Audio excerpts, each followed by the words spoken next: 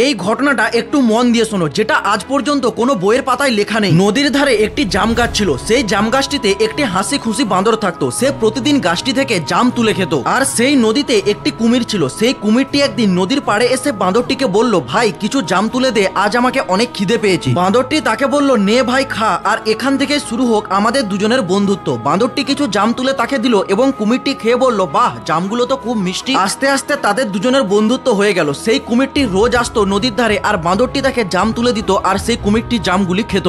একদিন সেই কুমিরটি কিছু জাম তার বউয়ের জন্য নিয়ে গেল। তার বউ বলল, বাহ এ তো খুব মিষ্টি ফল, কোনোদিন খায়নি। যে রোজ এই ফলটা খায় তার শরীরের লিভারটা কতটা মিষ্টি হতে পারে তাহলে। কুমিরের বউ কুমিরকে বলল, আমি সেই বাঁদরের লিভার খেতে চাই। তখন কুমিরটি অবাক হয়ে গেল, কিন্তু কুমিরের বউয়ের কথা কুমির ফেলতে পারলো না। পরের দিন সেই কুমিরটি বাঁদরের কাছে গিয়ে বলল, ভাই তোকে তোর ভাবি একবার দেখতে চাই, বলছিল তুই আমার এত ভালো বন্ধু, তাই তোকে একবার দেখবে। তখন বাঁদরটি লাফ দিয়ে কুমিরের পিঠে এসে বসলো। কুমিরটি যখন বাঁদরটিকে নদীর মাঝে নিয়ে গেল, তখন সেই কুমিরটি বাঁদরটিকে বলল, ভাই ক্ষমা করে দে, আসলে আমার বউ তোর লিভার খেতে চাই। তখন বাঁদরটি প্রথমে ভয় পেয়ে গেল, তারপর বাঁদর চালাকি দেখিয়ে বলল, ব্যাস এটুকুই ব্যাপার, বন্ধুত্বের জন্য আমি সবকিছুই করতে রাজি, কিন্তু লিভারটা তো আমি গাছের উপর রেখে দিয়ে আসছি, চল ওখানে গিয়ে নিয়ে আসি। তখন সেই বোকা কুমিরটি বাঁদরটিকে আবার নদীর পাড়ে নিয়ে গেল। তখনই বাঁদরটি লাফ দিয়ে গাছের ডালে উঠে গেল। তারপর বাঁদরটি বলল, আরে বিশ্বাসঘাতক, তুই বন্ধুত্বের নাম নিয়ে আমাকে মারতে চেয়েছিলি। এটা থেকেই বোঝা যায় সব মুখের হাসি সত্য হয় না। কখনো কখনো লোক আমাদের কাছে এই কারণেই আসে, তাদের কিছু প্রয়োজন থাকে। এই জন্য বন্ধুত্ব করো, কিন্তু চোখ খুলে রেখে, কারণ বিশ্বাস যদি ভুল মানুষের উপর করে ফেলো তাহলে সেখানেই সব থেকে বড় বিশ্বাসঘাতকতা হয়। যদি এই গল্পটা থেকে কিছু শিখে থাকো তাহলে অবশ্যই চ্যানেলটা সাবস্ক্রাইব করে রাখবে।